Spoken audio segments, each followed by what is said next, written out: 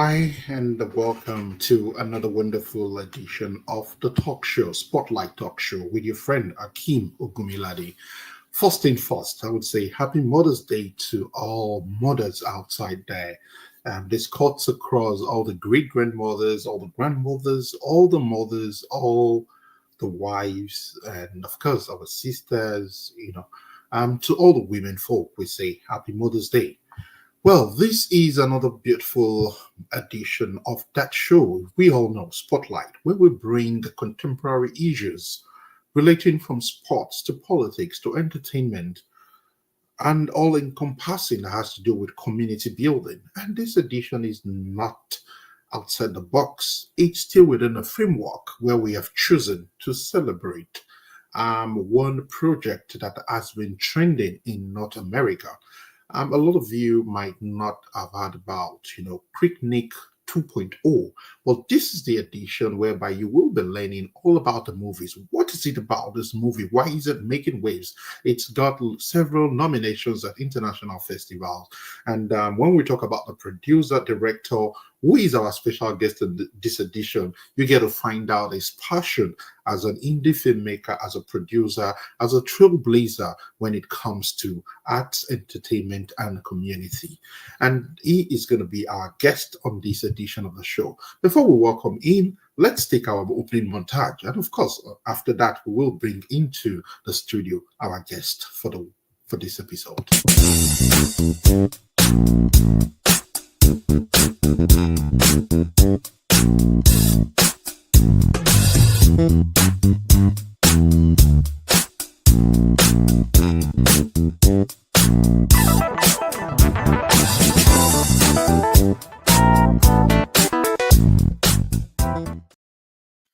Once again, it's Spotlight Talk Show, and it's time to welcome our guest, our very special guest, an epitome of intellectualism and creativity, somebody who truly loves and very passionate about filmmaking is no other person than Nicholas Aska. Nicholas, it's such a pleasure having you despite your very tight schedule, having you in the studio and being on the spotlight on this edition of the Spotlight Talk Show. Thank you so Thank, much for joining us. thank you, Akeem. Thank you very much for that introduction. It was very touching, very touching. Thank you very much, and appreciate you bringing me on board on this show.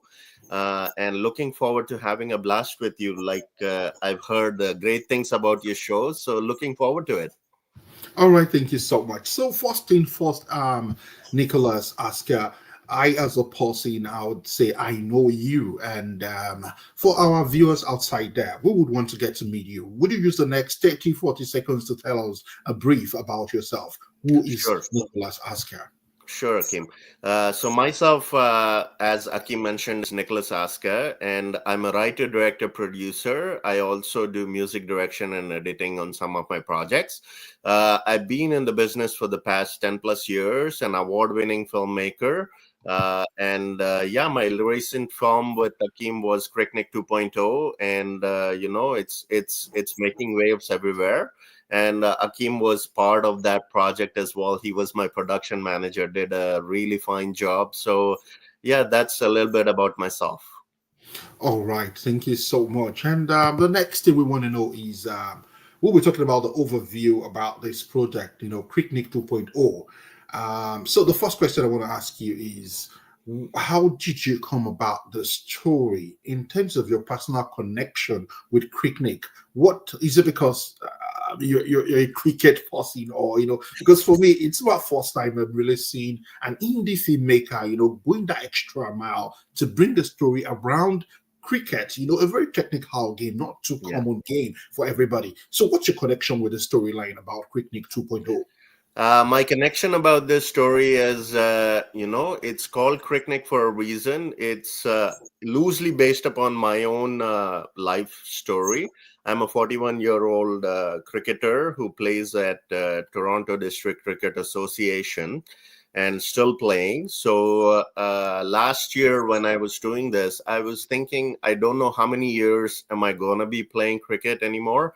And I wanted to inspire the older generation to let them know that it's not too late to start. I went back to cricket after 8+ years of my own struggle. So and I went back into cricket and did played well, and I was playing really well. I'm still playing well. So I said maybe it's time to bring something like this onto the silver screen. So that was my personal connection. But then when I associated with the cast, when I associated with the crew members, I noticed that it was evolving. The story was evolving, and it did not just stick to my own personal connection, but it became a bigger it grew into a bigger dimension of itself. And it became Cric-Nick, and getting film festival selections from across the world. Just recently got CSA qualifying, that is the Canadian Screen Award qualifying film festival, TINFF, Toronto International Nollywood Film Festival. So it's been selected there, and it's also got selection from Niagara, Canada International Film Festival. So yeah, very excited. I also played at Filmy Toronto Film Festival. So yeah, very exciting times right now for me and the whole team. As for you, Akeem. Exactly, I do totally agree with you. And now, you did mention the connection you've had with the story, and Mhm. now it is itself a motivating factor. That against all odds, that age is not a barrier for you to set your goals in life. Now, apart from that, what other theme did you explore in the movie Cric-Nick 2.0? Could you please repeat that question? What What? are the other themes Oh, that what were are the other explored? themes? Yeah, the Okay, other okay. themes. Yeah. So we explored mental health aspect of it. There is a small mental health connection inside the film that we dare to tackle in this film, as well as we had a father and son story where the father gives up on the family and then he comes back into the family, learning about his son's mental health challenges. He tries to reconcile that relationship, and comes to his son's aid. So that was another aspect, which needs a lot of substance in the society, I think.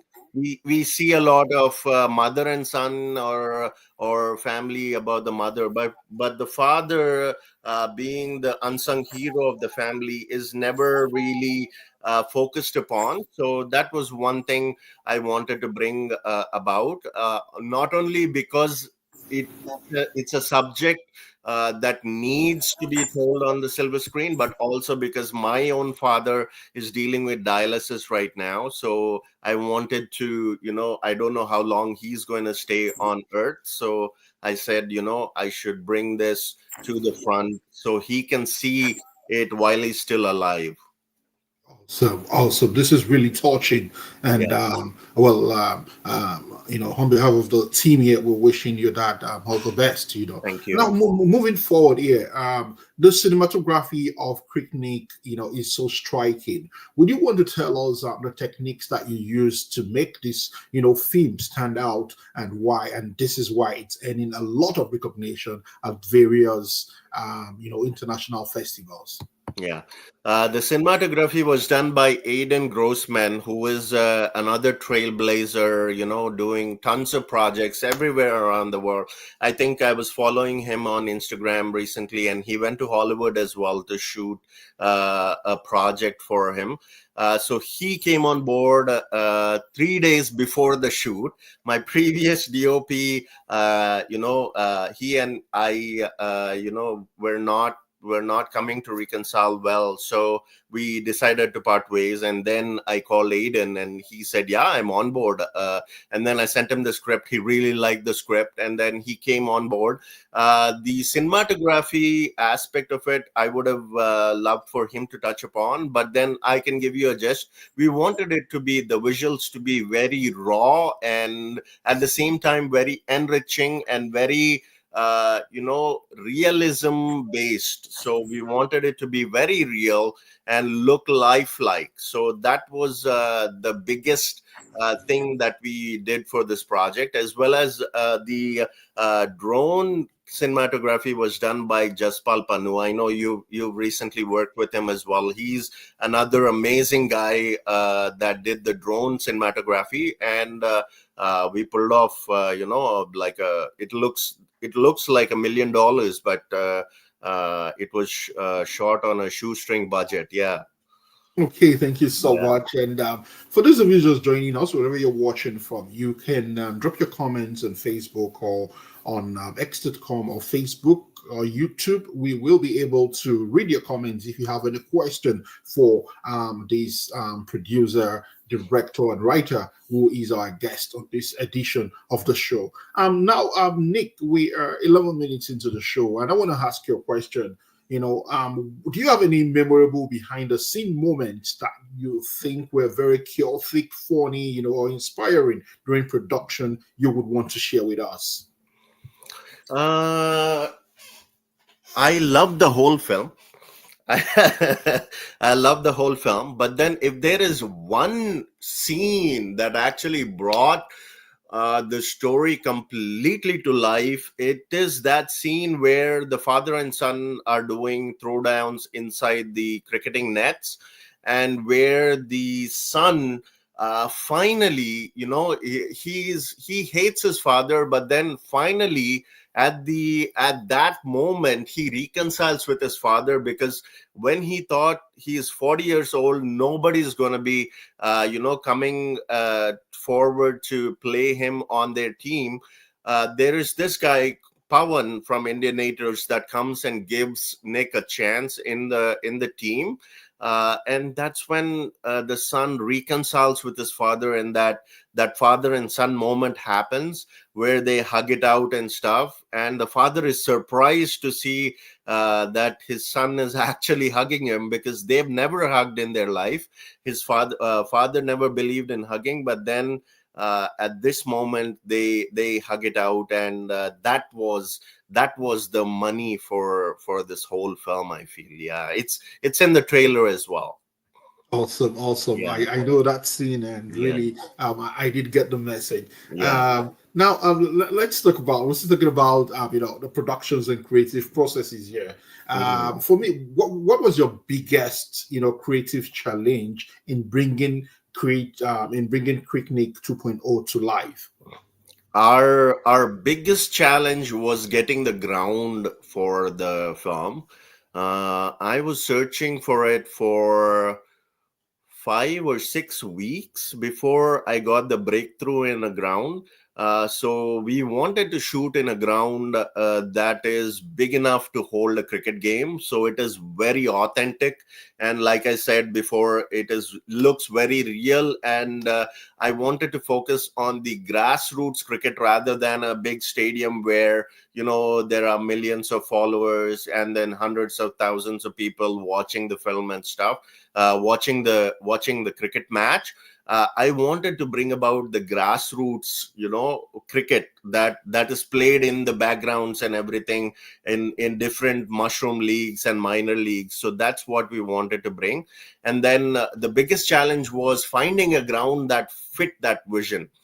So it took me 5 or 6 weeks of breaking my head every single day, calling different cities, calling different people, planning departments, and everything, that I finally got this breakthrough. And we shot in the most newest ground in Canada.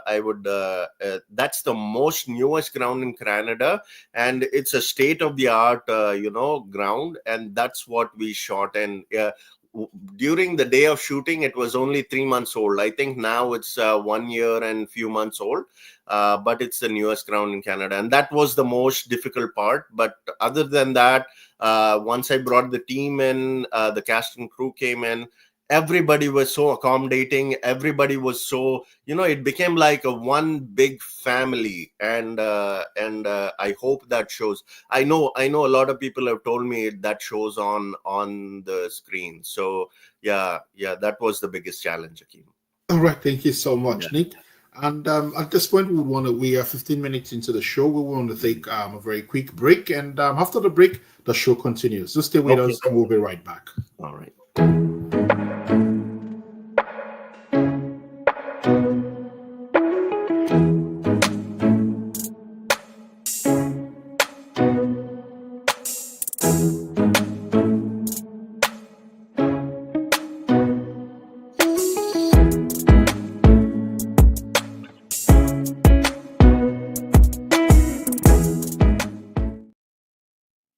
Once again, welcome back to the show, and it's still Spotlight Talk Show with Akeem Ogumiladi. And this edition has been very spectacular with, of course, our host still live with us in the studio. And I want to say again, thank you so much, Nick, for taking out your busy schedule to be on the spotlight on this edition. We've talked about, the creative part of it, and of course, the challenges towards the build-up of achieving um, this Aquilin task, this project that is making the waves. Now we want to look at the marketing and the audience engagement so far. So my first question for you is going to be in terms of innovation and strategies. How proud of would you say you are in measuring the public acceptance of Cric-Nick 2.0? Yes. So about the public acceptance of Cric-Nick 2.0, people have told me different comments. They have told me that it's a very touching story, touching them personally, and encouraging them. Some people have come to me and told me that it's a very powerful story that needed to be told. Some of them were touched with the father and son aspect of the story. They told me that it made me look at my relationship with with my father in a different way.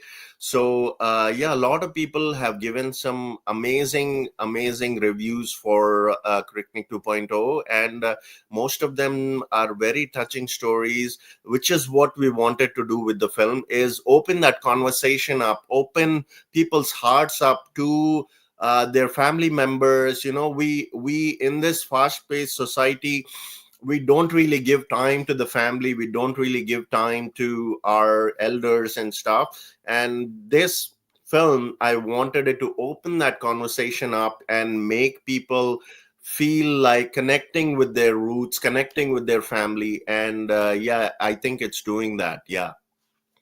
Right, thank you so much. And now I do notice that you've had a lot of social media,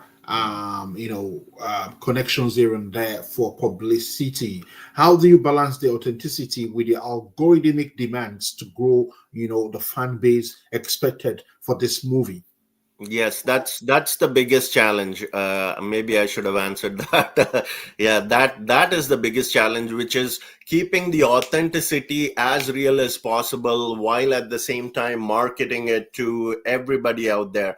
So that's the biggest challenge. But then we had a marketing plan for the project, and we've been doing a lot of social media. I'm sure you saw some of it on your social media feeds as well. So we've been doing a lot of social media marketing, and to be very honest, so many people have come to me, let me know that they've seen this film, and so many people are connecting with the story. At the same time, we are making sure that we stay authentic to the right kind of audience that we are marketing to. So we are making sure that we associate with products and people that are real to their market as well. So that's how we're marketing to the right audiences. Yeah. Awesome. Thank you so much. And this takes me to that question that I'm sure would benefit a lot of people outside there. This is one of the objectives of this talk show. We try to leverage and learn from industry stakeholders, trailblazers like you when it comes to indie filmmaking. So, Nicholas Aska, if we are to ask you, what would be your advice for indie filmmakers struggling to market, to produce their film, when it comes to tight budget of this nature? Would you walk us through, that template that could really, really help indie filmmakers?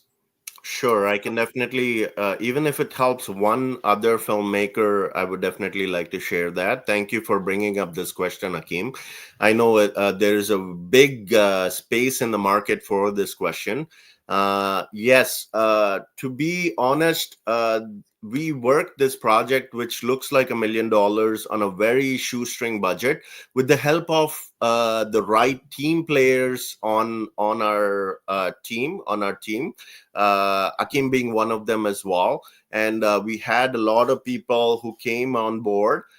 They were not being paid, but they're being fed and stuff like that. So myself as well, I wasn't paid for the project. So, but then the biggest star of the project is your story. If your story is strong, and if it's got the legs that people can see, oh my god, I'm personally connected to this project, let's bring it to the screen. When that happens, I think that's where the goal lies, where people are then able to relate to the story, even the project team as well. And when the story is that strong, then it eventually gets to a point where you are able to make it. So I would recommend, don't focus on too much on the technical aspects of it. I would recommend you to focus on your story, the strength of your story. And then if you have a strong story, people will slowly fall into place. It might take you some time to figure it out, but it will get figured out. So I would say your story is where you got to stick with. Wow. Well, that's $1 million, masterclass there you just had in less than 1 minute. Sticking to your story and, focusing on team building, having the right set of people with like minds to bring that story, to interpret it and bet it to life. Thank you so much, Nicholas Aska there. Now let's begin to look at, the success factors. You've mentioned this film, Cric-Nick 2.0, has been nominated, has been selected at various festivals. My question is going to be this. How does this nomination, how does it impact the film's trajectory itself? It does impact on a big way, because it's a Canadian Screen Award qualifying film festival, which means that now Cric-Nick could be a film that is nominated for the Canadian Screen Award. So it then validates all our hard work, the sweat, blood, and tears that we put into the project, to bring it to the forefront of the society, and bring it to the forefronts of the various jury members in this various film festivals. So it does impact that. And then it also opens up so many eyeballs. There are thousands of people associated with these film festivals who are watching it. So this the aura of the film grows and becomes bigger, with so many audiences watching it. So one more thing on your previous question as well, I would add to that. Other than the story, make sure you submit your films to film festivals, because you don't know who's watching it. Exactly, exactly. All right, thank you so much. So that's another big take home for indie filmmakers there. It's such an honor. Once again, I want to say thank you so much for your time. And it's 24 minutes into the show, and we're gradually beginning to come to the final phase of the questions. And Nicholas, this questions has to do with marketing, the post-production, audience engagement. Those are the areas we want to begin to look at now. So how do you handle critiques? Do you read reviews? What's your focus on how do you balance your focus on your creative vision vis-a-vis criticisms and critiques outside there? Yeah. So how I balance criticism is being open to it. When you're not open to criticism, then you end up being stagnant as a filmmaker. But when you're open to your critics, when you're open to their feedback, I don't see it as criticism. I see it as feedback being given by another human on your products, which is a film. A film is a product. So I'm open to this criticism. And if there is any valid criticism, which how I gauge valid criticism is when there is more than one person saying the same thing, okay, this or that, point A, and then another person gives you point A as well. Then I note that point. I make a mental note in my head saying that, okay, there's something that we need to improve here, either in the same product or in the products going on in the future. So I take that feedback, I let it simmer in my heart for however long, and then when other person also says the same criticism, then means it's a valid point. Many people are noticing the same thing, which is what happened with Cric-Nick as well. We dubbed the Madhur Gulati, who's the lead character, we dubbed his voice because I got a criticism saying that, okay, his voice sounds very Indian, has a slight Indian accent, whereas the father's voice has a Canadian accent. Then that was, I heard that from a few people, and then we said, okay, maybe we need to fix this, and we fixed it in the final version of the film. After which we are getting all this success with all the film festivals and all these things. So yeah, I mean, film is a living medium, right? You don't take it as, okay, it's done, that's it, it's dead. Films live forever. So it's a living medium, and they can be improved in a later stage of the project as well. But then you have to assess if that criticism is really a valid feedback or no. That's how I take my projects. Yeah. So thank you so much, Nick. That was a very brilliant one there. And for people watching us, I tell you, this is why it's always good to follow and watch inspiring programs like this, where you learn, things that you that would help you grow. Honestly, the little you've just said has every potential to save you a journey of 5 years under one day, and this is brought out of your experience. That takes me to the next question, Nicola's here. Out of the old selections, nominations you've gotten in festivals, which one has moved you the most and why? The one with the CSA qualifying film festival moved me the most. I won't be, but I would like to be honest saying that every film festival selection excites me. Everyone excites me. So as soon as I got the TINFF Film Festival, it excited me, and I out of that excitement, I post on to my social media to let the fans know, that this film is coming. So please go and watch it. But at the same time, when Niagara Canada International Film Festival selected it as well, I got excited once again, because it's being validated by a different set of audiences, a different set of juries.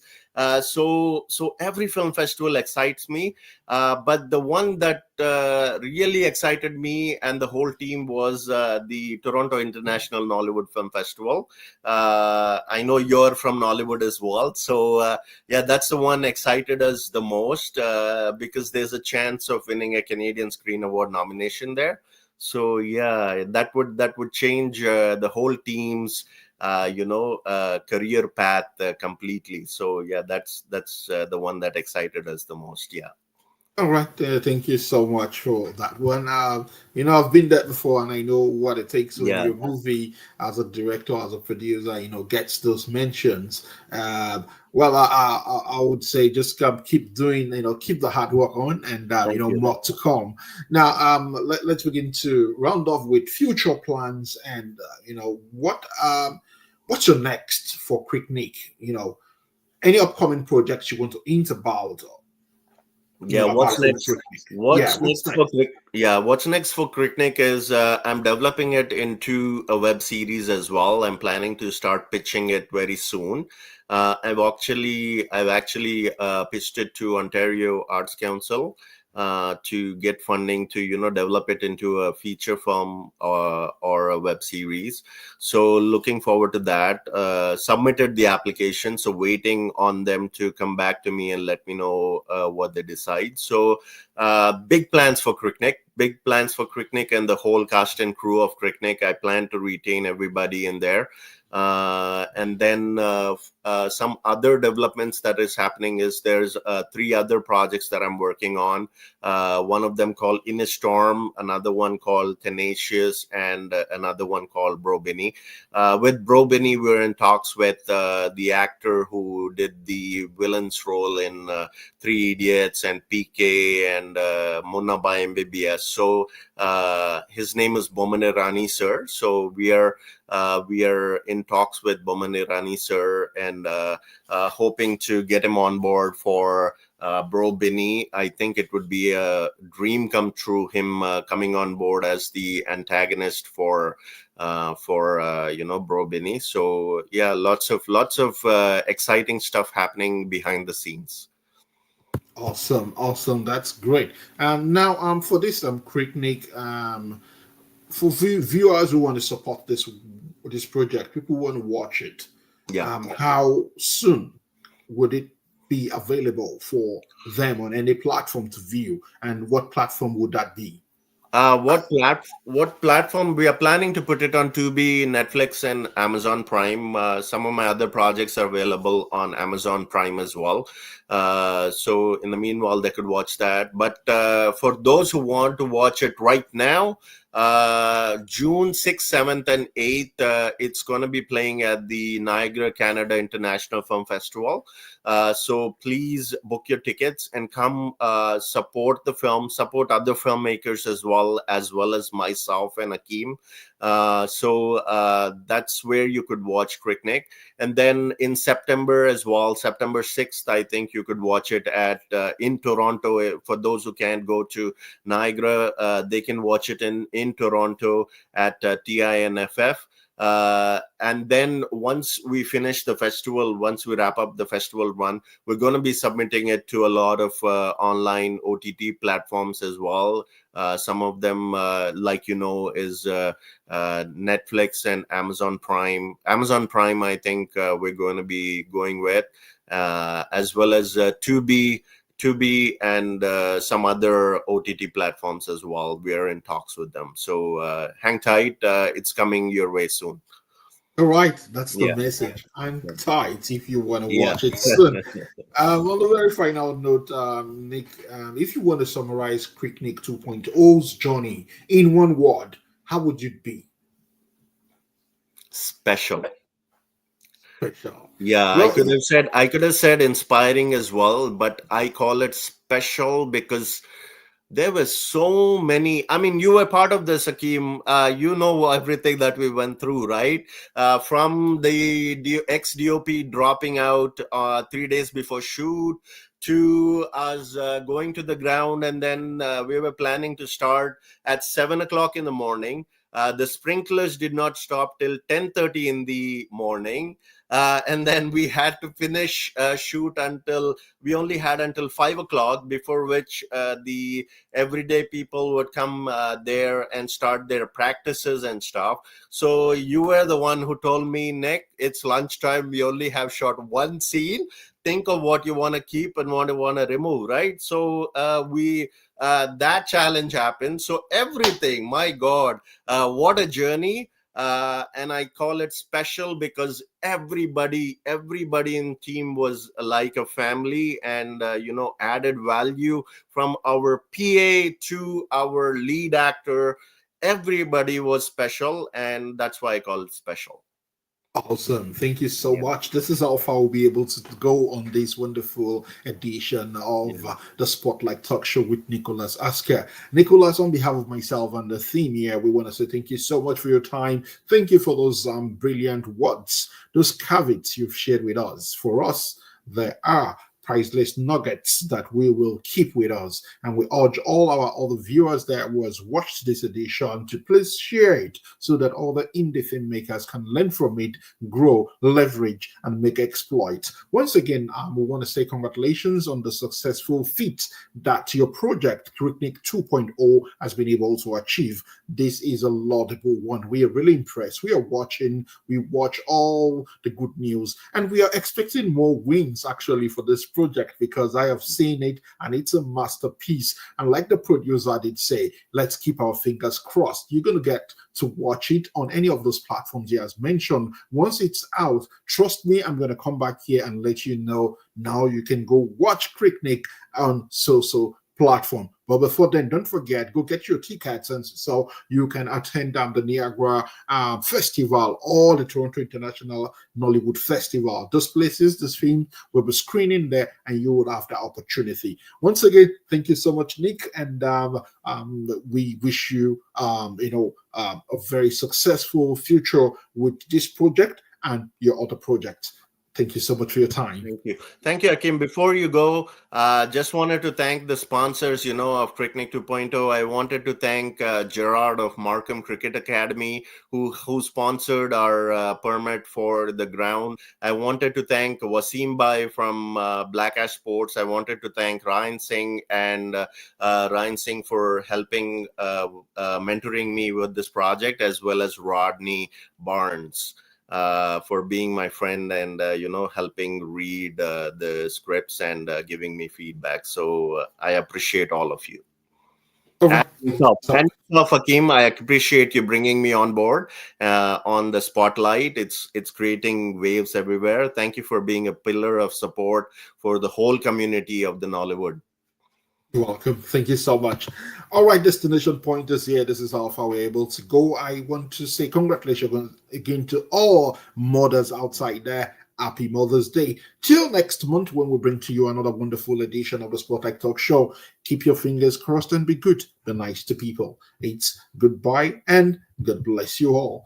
And I do promise you that the next edition will be another very, very interesting edition. But before then, stay out of trouble and good.